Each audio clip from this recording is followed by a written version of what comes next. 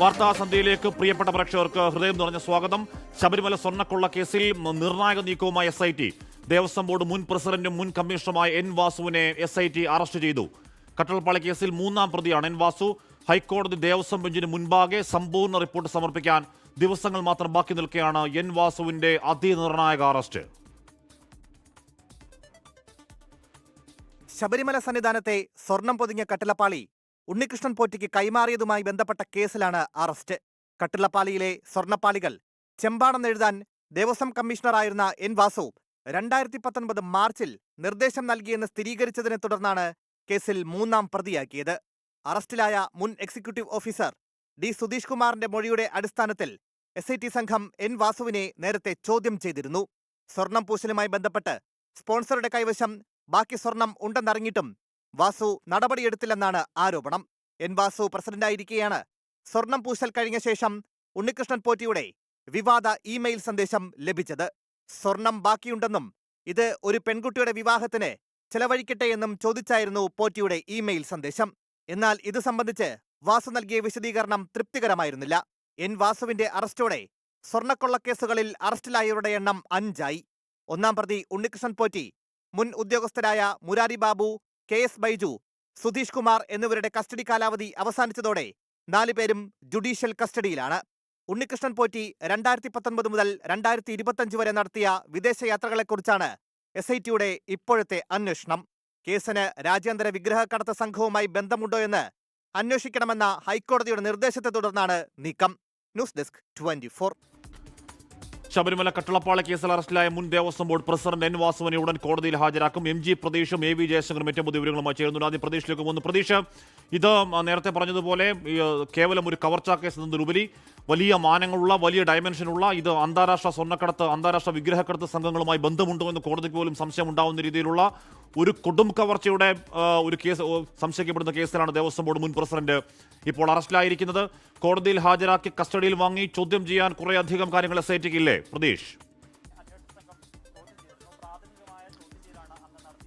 ഹഷ്മി, തീർച്ചയായും. കാരണം സ്വർണ്ണക്കൊള്ള കേസിൽ 4ാം പ്രതി അറസ്റ്റ് ചെയ്തിട്ടും എന്തുകൊണ്ട് 3ാം പ്രതി N വാസുവിനെ അറസ്റ്റ് ചെയ്യുന്നില്ല എന്നതായിരുന്നു പ്രധാനമായും ഇതുവരെ ഉയർന്നിരുന്ന ചോദ്യം. ആ ചോദ്യങ്ങൾക്കുള്ള മറുപടിയാണ് പ്രത്യേക അന്വേഷണ സംഘം ഇന്ന് N വാസുവിനെ അറസ്റ്റ് ചെയ്തിരിക്കുന്നു. അല്പസമയത്തിനകം പത്തനംതിട്ട കോടതിയിൽ N വാസുവിനെ ഹാജരാക്കും. നിർണായകമായൊരു നീക്കമാണ് ഈ SIT സംഘത്തിന്റെ ഭാഗത്തുനിന്ന് ഉണ്ടായിട്ടുള്ളത്. ഈ ദേവസ്വം കമ്മീഷണറായിരിക്കുന്ന ഘട്ടത്തിലും ദേവസ്വം ബോർഡ് പ്രസിഡന്റ് ആയിരിക്കുന്ന ഘട്ടത്തിലും N വാസുവിന്റെ ഇടപെടലുകൾ ദുരൂഹമാണ്, സംശയകരമാണ് എന്നതാണ് പ്രത്യേക അന്വേഷണ സംഘം കണ്ടെത്തിയിട്ടുള്ളത്. ഈ സ്വർണ്ണ കവർച്ചകൾക്കെല്ലാം തന്നെ വാസുവിന് അറിയാമായിരുന്നു എന്നുള്ള ഒരു നിഗമനത്തിൽ അന്വേഷണ സംഘം എത്തിയിട്ടുണ്ട്.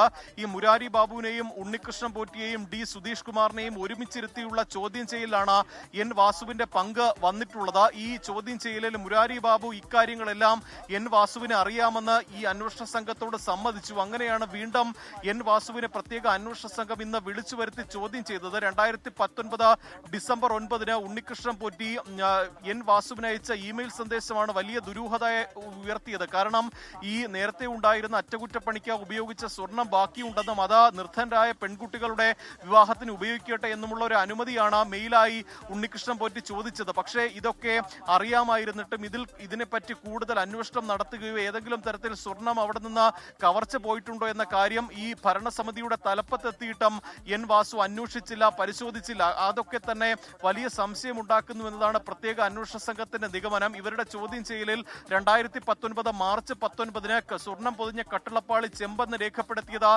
ഈ N വാസു ബോധപൂർവമാണെന്ന് അന്വേഷണ സംഘം കണ്ടെത്തി. ഇതുൾപ്പെടെ ഈ കേസിൽ N വാസുവിന് വലിയ തിരിച്ചടിയായിട്ടുണ്ട്. അല്പസമയത്തിനകം തന്നെ കോടതിയിൽ ഹാജരാക്കുന്ന വാസുവിനെ കസ്റ്റഡിയിൽ ആവശ്യപ്പെടാനുള്ളൊരു നീക്കം ഒരുപക്ഷെ പ്രത്യേക അന്വേഷണ സംഘത്തിന്റെ ഭാഗത്ത് നിന്ന് ഉണ്ടാകും. N വാസുവിനെ കസ്റ്റഡിയിൽ വാങ്ങിക്കൊണ്ട് മറ്റ് ഉദ്യോഗസ്ഥരെ ഉൾപ്പെടെ മുരാരി ബാബുവിനെയും സുധീഷ് കുമാറിനെയും വീണ്ടും കസ്റ്റഡിയിൽ വാങ്ങി ഒരുമിച്ചിരുത്തിയുള്ള ചോദ്യം ചെയ്യലിലേക്ക് ഒരുപക്ഷെ അന്വേഷണ സംഘം കടന്നേക്കുമെന്നുള്ള ഏറ്റവും പ്രധാനപ്പെട്ട കാര്യമാണ് ഇപ്പോൾ പുറത്തു വരുന്നത്. നേരത്തെ ഇതുമായി ബന്ധപ്പെട്ട വലിയ രാഷ്ട്രീയ വിമർശനങ്ങൾ ഉൾപ്പെടെ ഉയർന്നിരുന്നു. കാരണം ഉദ്യോഗസ്ഥ തലത്തിൽ മാത്രം അന്വേഷണം നടക്കുന്നു, എന്തുകൊണ്ട് ഭരണതലപ്പത്തെ തൊടാൻ അന്വേഷണ സംഘത്തിന് കഴിയുന്നില്ല എന്നുള്ള വിമർശനം നിലനിൽക്കുന്ന ഘട്ടത്തിൽ കൂടിയാണ് ഇപ്പോൾ N വാസുവിനെ അറസ്റ്റ് ചെയ്തിരിക്കുന്നത്. അതും തദ്ദേശ തെരഞ്ഞെടുപ്പ് വിജ്ഞാപനം വന്ന് പിറ്റേ Yes. ദിവസമുള്ള നീക്കം ഉറപ്പായും അങ്ങനെ സർക്കാരിനെ പൊളിറ്റിക്കൽ ഡയമെൻഷൻ കൂടി അതിനുണ്ട്. ഈ പറയുന്നതിനൊക്കെ അപ്പുറം, അതിന്റെ ബാക്കി കാര്യങ്ങൾക്കൊക്കെ അപ്പുറം, ഈ പറയുന്ന അതിഭീകരമായ ശബരിമലയുടെ ചരിത്രത്തിൽ ഇന്നേവരെ കാണാത്ത വണ്ണമുള്ള ഒരുപാട് പേർ പങ്കുണ്ടെന്ന് സംശയിക്കപ്പെടുന്ന ആ സ്വർണ്ണക്കടത്തിന്റെ ഏറ്റവും അടിത്തറ എന്ന് പറയുന്നത് 2019 നേരത്തെ പ്രതീഷ് പറഞ്ഞ ആ ഉത്തരവാണ്. ആ ഉത്തരവ് സ്വർണം ചെമ്പാക്കിയതിലാണ് തട്ടിപ്പിന്റെ ആദ്യപടി തുടങ്ങുന്നത്. അതാണ് പിന്നീട് വികസിച്ച് പോറ്റിയിലൂടെ വലിയ മഹാതട്ടിപ്പായി പരിണമിക്കുന്നത്. അപ്പോൾ ആ ഉത്തരവിന് കാരണക്കാരൻ എൻ വാസുവാണെന്നുള്ള നിലയ്ക്ക് അതിന് മറുപടി പറയാൻ വാസുവിന് ഇതുവരെ തൃപ്തമായ മറുപടി കൊടുക്കാൻ കഴിയുന്നില്ല എന്ന സാഹചര്യത്തിലാണ് അറസ്റ്റ് എന്ന് ഉറപ്പായും പറയാം. എ വി ജയശങ്കർ കൂടി ചെയ്യുന്നു. ജയശങ്കർ, പത്തനംതിട്ടയിലേക്ക് കോടതിയിലേക്ക് എപ്പോഴാണ് വാസുവിനെ കൊണ്ട് എത്തുക? എന്താണ് SITയുടെ പ്ലാൻ എന്നറിയുന്നുണ്ടോ ജയശങ്കർ? ആശ്മി, തിരുവനന്തപുരത്ത് നിന്ന് തിരിച്ച SIT സംഘം ഇതുവരെ പത്തനംതിട്ടയിൽ എത്തിയിട്ടില്ല. പക്ഷേ ഇവിടെ അതിൻ്റെ ക്രമീകരണങ്ങൾ ഏറെക്കുറെ പൂർത്തിയായിട്ടുണ്ട്. ഇവിടെ ജഡ്ജ് ഉൾപ്പെടെ പബ്ലിക് പ്രോസിക്യൂട്ടർ ഉൾപ്പെടെ അഭിഭാഷകർ എല്ലാം തന്നെ ഇപ്പോഴും കോടതിയിൽ തുടരുന്ന ഒരു സാഹചര്യമുണ്ട്. രാത്രി അല്പം വൈകിയാൽ പോലും ഈ പത്തനംതിട്ട കോടതിയിൽ ഹാജരാക്കുമെന്നാണ് നമുക്ക് SITയുമായി ബന്ധപ്പെട്ട വൃത്തങ്ങൾ നൽകുന്ന സൂചന. ഇന്ന് റാന്നി കോടതി അവധിയാണ്. അതുകൊണ്ട് തന്നെയാണ് പത്തനംതിട്ട കോടതിയിലേക്ക് ഈ ഇദ്ദേഹത്തെ എൻ വാസുവിനെ കൊണ്ടുവരുന്നതെന്നാണ് നമുക്ക് ലഭ്യമാകുന്ന വിവരം. എന്തായാലും ഇന്ന് തന്നെ എൻ വാസുവിനെ കോടതിയിൽ ഹാജരാക്കി കയ്യോടെ കസ്റ്റഡിയിൽ വാങ്ങുമെന്നാണ് SITയുടെ ഒരു തീരുമാനം. ഈ ആശ്മി, നേരത്തെ നമ്മൾ സൂചിപ്പിച്ചതുപോലെ ഈ കീഴുദ്യോഗസ്ഥരെ ഉൾപ്പെടെ അറസ്റ്റ് ചെയ്ത് 4ാം പ്രതി ഉൾപ്പെടെ പിടിയിലായിട്ടും എന്തുകൊണ്ട് 3ാം പ്രതിയായ എൻ വാസു കട്ടലപ്പാളി കേസിൽ അറസ്റ്റിലായെന്നൊരു ചോദ്യം അങ്ങനെ ആകാശത്ത് നിന്നിരുന്നു. പ്രതിപക്ഷം ഉൾപ്പെടെ ആ വിഷയത്തിൽ വിമർശനം ഉന്നയിക്കുകയും ചെയ്തിരുന്നു. ആ ചോദ്യങ്ങൾക്കാണ് ഇപ്പോൾ SIT സംഘം കൃത്യമായ മറുപടി നൽകിയിരിക്കുന്നത്. എൻ വാസുവിനെ കൃത്യമായി തന്ത്രപരമായി എൻ ബ്ലോക്കായി അറസ്റ്റ് ചെയ്തിരിക്കുന്നു. കാരണം മുരാരി ബാബു, സുധീഷ് കുമാർ, ഒപ്പം തന്നെ KS ബൈജു, അങ്ങനെ 3 ശബരിമലയുമായി ബന്ധപ്പെട്ട 3 നിർണായക ഉദ്യോഗസ്ഥരെ അറസ്റ്റ് ചെയ്ത് അവരുടെ മൊഴി കൃത്യമായി എൻ വാസുവിനെതിരെ വാങ്ങിയതിനു ശേഷമാണ് അദ്ദേഹത്തിൻ്റെ ഒരു അറസ്റ്റിലേക്ക് കടന്നത്.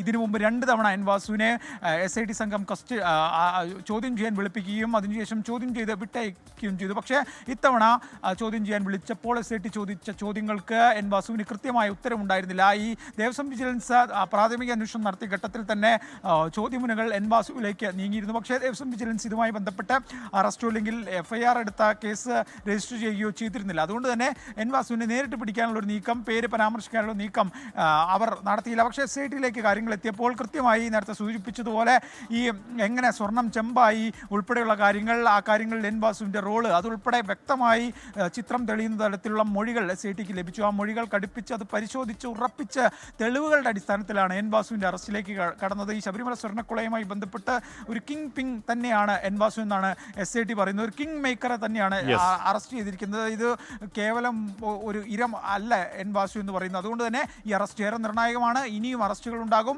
എന്തായാലും ഈ കേസുമായി ബന്ധപ്പെട്ട നിർണായക അറസ്റ്റ് SIT നടത്തിയിരിക്കുന്നു. എൻ വാസുവിനെ അധികം വൈകാതെ പത്തനംതിട്ടയിലെ ഞാൻ നിൽക്കുന്ന ഈ കോടതിയിൽ എത്തിക്കും. ആഷ്മി, ഓക്കെ. എന്തായാലും ഉണ്ണികൃഷ്ണൻ പോറ്റിയെ പോലെയോ മുരാരി ബാബുവിനെ പോലെയോ സുധീഷ് കുമാറിനെ പോലെയോ അല്ലെങ്കിൽ ഇനി അറസ്റ്റിലാവാനുള്ള വനിതാ ഉദ്യോഗസ്ഥയെ പോലെയോ ഒരു ഉദ്യോഗസ്ഥ മാത്രമായിരുന്നില്ല എൻ വാസു അവിടെ ദേവസ്വം കമ്മീഷണറായിരിക്കുകയും ദേവസ്വം കമ്മീഷണറായിരുന്നുകൊണ്ട് തന്നെ ദേവസ്വം പ്രസിഡന്റ് എന്ന പൊളിറ്റിക്കൽ പദവിയിലേക്ക്, രാഷ്ട്രീയ പദവിയിലേക്ക്, രാഷ്ട്രീയ രൂപനെ വരികയും ചെയ്ത അതിന് മുമ്പോ അതിനുശേഷമോ അങ്ങനെ ഒരു കീഴൊക്കെ ശബരിമലയിലില്ല. അത്രത്തോളം പവർഫുൾ ആണ് എൻ വാസു. അതുകൊണ്ട് ഈ അറസ്റ്റ് കേവലം ഒരു സാധാരണ ഒരു അറസ്റ്റല്ല. അറസ്റ്റ് വലിയ മാനങ്ങളുള്ള അറസ്റ്റാണ്.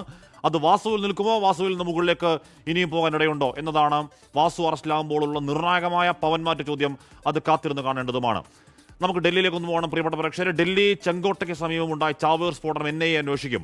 സ്ഫോടനത്തിന് പിന്നിൽ പാക് ഭീകര സംഘടന ജെയ്ഷെ മുഹമ്മദ് എന്നാണ് സൂചന. സ്ഫോടനത്തിന്റെ പശ്ചാത്തലത്തിൽ ഉത്തർപ്രദേശ്, ജമ്മു കാശ്മീർ, ഫരീദാബാദ് എന്നിവിടങ്ങളിൽ വ്യാപകമായ പരിശോധന നടക്കുകയാണ്. ചാവേറെന്ന് കരുതുന്ന ഡോക്ടർ ഉമർ മുഹമ്മദിന്റെ കുടുംബാംഗങ്ങളെ അന്വേഷണ ഏജൻസികൾ ചോദ്യം ചെയ്യുന്നു. ഇപ്പോൾ രാജ്യം നടുങ്ങിയ സ്ഫോടനത്തിന് പിന്നിൽ ഭീകര സംഘടനകളുടെ സാന്നിധ്യമുണ്ടെന്ന് വ്യക്തമായതിന് പിന്നാലെയാണ് അന്വേഷണം NIAക്ക് കൈമാറിയത്. സ്ഫോടനമുണ്ടായ സ്ഥലത്ത് NIA ഉദ്യോഗസ്ഥർ പരിശോധന നടത്തി. സ്ഫോടനവുമായി ബന്ധപ്പെട്ട് വിവിധയിടങ്ങളിൽ അന്വേഷണ ഏജൻസികളുടെ പരിശോധന തുടരുകയാണ്. ഹരിയാനയിലെ ഫരീദാബാദിലുള്ള അൽഫലാഹ് സർവകലാശാലയിൽ നിന്ന് 6 ജീവനക്കാരെ ജമ്മുകശ്മീർ പോലീസ് കസ്റ്റഡിയിലെടുത്തു. ചാവേറെന്ന് സംശയിക്കുന്ന ഡോക്ടർ ഉമർ അഹമ്മദ് ഫരീദാബാദ് സ്ഫോടക വസ്തു കേസിലും ഉൾപ്പെട്ടിട്ടുണ്ടെന്നാണ് അന്വേഷണ സംഘത്തിന്റെ നിഗമനം. കേസിൽ കഴിഞ്ഞ ദിവസം അറസ്റ്റിലായ ഡോക്ടർ മുസമ്മിൽ, ഡോക്ടർ ഷഹീൻ തുടങ്ങിയവർ ജോലി ചെയ്തിരുന്നത് ഇവിടെയാണ്. ജെയ്ഷെ മുഹമ്മദിന്റെ വനിതാ വിഭാഗം ജമാഅത്തുൽ മോമിനാത്തിന്റെ ചുമതലക്കാരി എന്ന് കരുതുന്ന ഡോക്ടർ ഷഹീന്റെ ലക്നൌവിലെ വസതി കേന്ദ്രീകരിച്ചും പരിശോധന തുടരുകയാണ്. ഫരീദാബാദ് സംഘത്തിലെ ഡോക്ടർ അദീലുമായി ബന്ധമുണ്ടെന്ന് കരുതുന്ന ഡോക്ടർ പർവേസ് അൻസാരിയെ കസ്റ്റഡിയിലെടുത്തു. ഉമർ, മുസമ്മിൽ, ആദിൽ എന്നിവർ ജമ്മുകാശ്മീരിലെ പുൽവാമ സ്വദേശികളാണ്. അതിനാൽ പുൽവാമ കേന്ദ്രീകരിച്ചും അന്വേഷണം പുരോഗമിക്കുകയാണ്. ഉമറിന്റെയും മുസമ്മിലിന്റെയും കുടുംബാംഗങ്ങളെ ഉൾപ്പെടെ അന്വേഷണ സംഘങ്ങൾ കസ്റ്റഡിയിലെടുത്ത് ചോദ്യം ചെയ്യുകയാണ്. ഉമറിന്റെ സുഹൃത്തും ഫരീദാബാദിലെ അൽഫലാ സർവകലാശാലയിൽ ജോലി ചെയ്തിരുന്ന ആളുമായ ഡോക്ടർ സജാദ് അഹമ്മദ് മാലയെ ജമ്മുകശ്മീരിൽ നിന്ന് കസ്റ്റഡിയിലെടുത്തു. അന്വേഷണത്തിനായി 500 അംഗ സംഘത്തെയാണ് ഡൽഹി പോലീസ് നിയോഗിച്ചിരിക്കുന്നത്. ഇതിനിടെ ഫരീദാബാദിലെ സെക്ടർ 56 നിന്ന് 50 കിലോയിലധികം സ്ഫോടക വസ്തുക്കളുമായി 2 പേരെ പിടികൂടി. 24 ഡൽഹി. ഡൽഹി സ്ഫോടനത്തിന് പിന്നിലുള്ളവർക്ക് തക്കതായ മറുപടി നൽകുമെന്ന് പ്രധാനമന്ത്രി നരേന്ദ്രമോദി. സമഗ്രമായ അന്വേഷണം നടത്തുമെന്ന് പ്രതിരോധ മന്ത്രി രാജ്നാഥ് സിംഗ് പ്രതികരിച്ചു. കേന്ദ്ര ആഭ്യന്തരമന്ത്രി അമിത്ഷായുടെ നേതൃത്വത്തിൽ രാജ്യ തലസ്ഥാനത്ത് നിർണായകമായ യോഗങ്ങൾ പുരോഗമിക്കുകയാണ്. ഭൂട്ടാനിൽ വച്ചാണ് പ്രധാനമന്ത്രി നരേന്ദ്രമോദിയുടെ പ്രതികരണം. കടുത്ത ഹൃദയവേദനയോടെയാണ് താൻ ഭൂട്ടാനിലെത്തിയതെന്ന് പ്രധാനമന്ത്രി നരേന്ദ്രമോദി. സ്ഫോടനത്തിന്റെ ഉത്തരവാദികളെ വെറുതെ വിടില്ലെന്ന് പ്രധാനമന്ത്രിയുടെ മുന്നറിയിപ്പ്. इस षड्यंत्र की तह तक जाएगी. इसके पीछे के षड्यंत्रकारियों को बख्शा नहीं जाएगा. ഭൂട്ടാന്റെ 4ാമത്തെ രാജാവായ ജിഗ്മേ സിംഗെ വാങ്ചുക്കിന്റെ 70ാം ജന്മദിനാഘോഷങ്ങളിൽ പങ്കെടുക്കാനാണ് പ്രധാനമന്ത്രി 2 ദിവസത്തെ സന്ദർശനത്തിനെത്തിയത്. സ്ഫോടനത്തിൽ സമഗ്രമായ അന്വേഷണം നടത്തുമെന്നും വിവരങ്ങൾ ഉടൻ ജനങ്ങളെ അറിയിക്കുമെന്നും പ്രതിരോധ മന്ത്രി Rajnath Singh. I want to formally assure the nation that those responsible for this tragedy will be brought to the justice and will not be spared under any circumstances. സ്ഫോടനത്തിന്റെ പശ്ചാത്തലത്തിൽ കേന്ദ്ര ആഭ്യന്തരമന്ത്രി അമിത്ഷായുടെ നേതൃത്വത്തിൽ ഉന്നതതല യോഗങ്ങൾ ചേർന്നു. ഉന്നത ഉദ്യോഗസ്ഥരും അന്വേഷണ ഏജൻസി തലവന്മാരും യോഗത്തിൽ പങ്കെടുത്തു. നാളെ വൈകിട്ട് സുരക്ഷാ കാര്യങ്ങൾക്കുള്ള കേന്ദ്ര മന്ത്രിസഭാ സമിതി യോഗം ചേരും. രാഷ്ട്രപതി ദ്രൗപദി മുർമു അമിത്ഷായെ വിളിച്ച് വിവരങ്ങൾ തേടി. സ്ഫോടനത്തെ വിവിധ ലോകരാജ്യങ്ങൾ അപലപിച്ചു.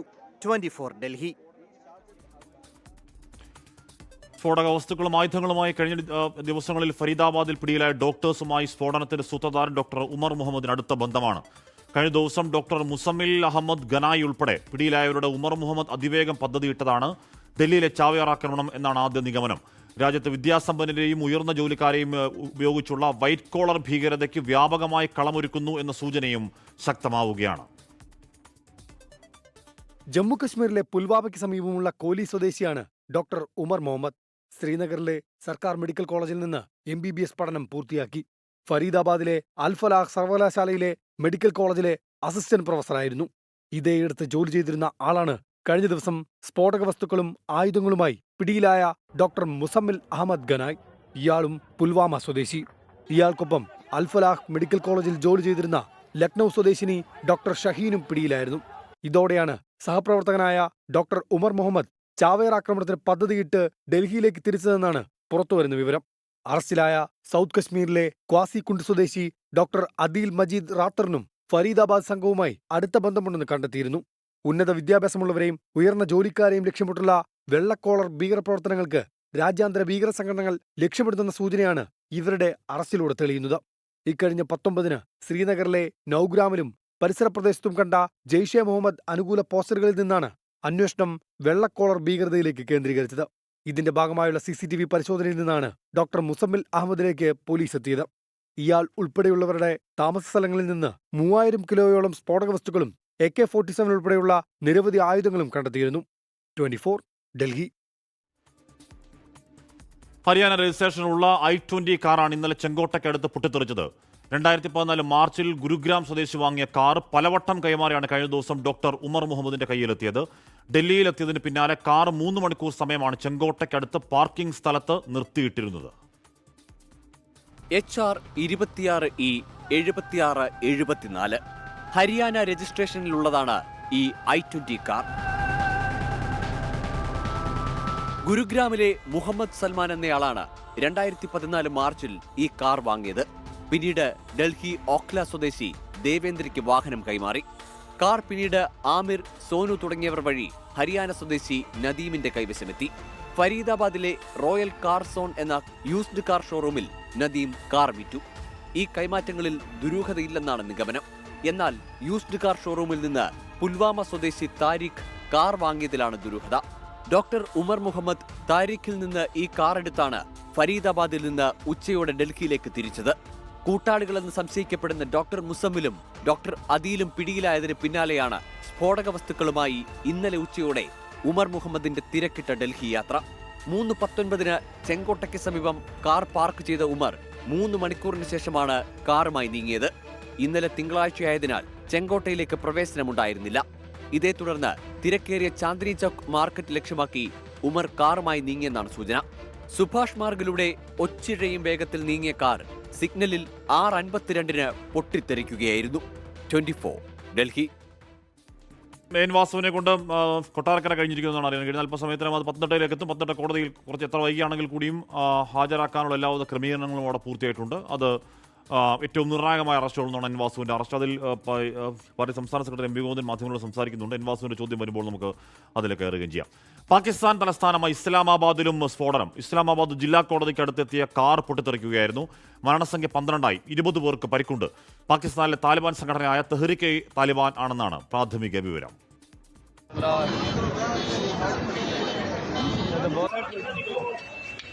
ഇന്നുച്ചയ്ക്ക് 12:30 പാകിസ്ഥാൻ തലസ്ഥാനമായ ഇസ്ലാമാബാദിലെ ജില്ലാ കോടതിയും സെഷൻസ് കോടതികളും ഉൾപ്പെടുന്ന സമുച്ചയത്തിന് പുറത്ത് സ്ഫോടനം നടന്നത്. മരണസംഖ്യ 12ലേക്ക് ഉയർന്നു.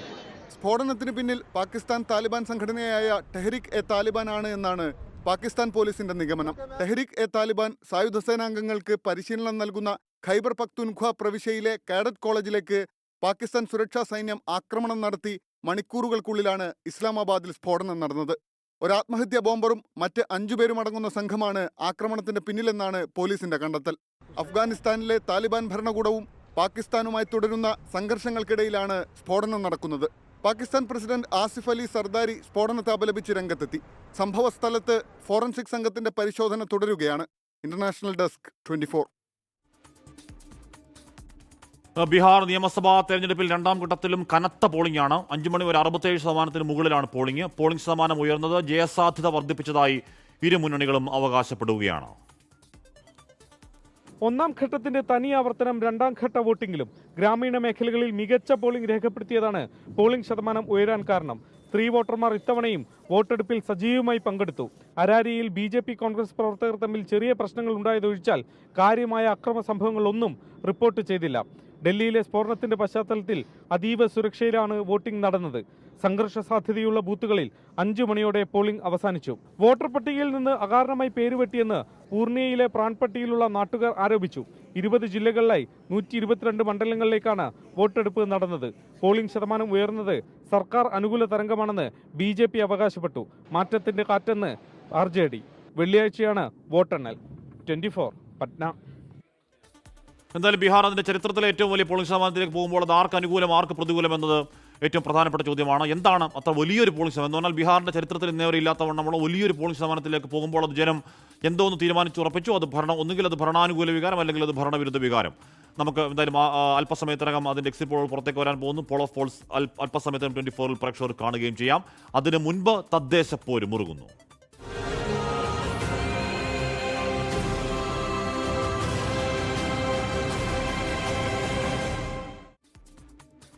തദ്ദേശ തെരഞ്ഞെടുപ്പിൽ സ്ഥാനാർത്ഥി നിർണയം പൂർത്തിയാക്കുകയാണ് മുന്നണികൾ. കൊച്ചി കോർപ്പറേഷനിലേക്കുള്ള സ്ഥാനാർത്ഥികളുടെ ആദ്യഘട്ട പട്ടിക കോൺഗ്രസ് പുറത്തുവിട്ടു.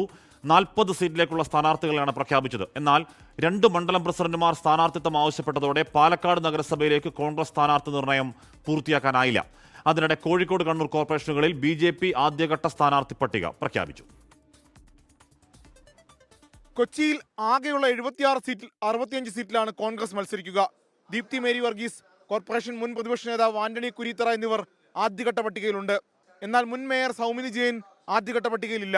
രണ്ടാം ഘട്ട പട്ടികയിൽ സർപ്രൈസ് സ്ഥാനാർത്ഥികളെ പ്രതീക്ഷിക്കാമെന്ന് DCC അധ്യക്ഷൻ മുഹമ്മദ് ഷിയാസ്. ആദ്യഘട്ടമായി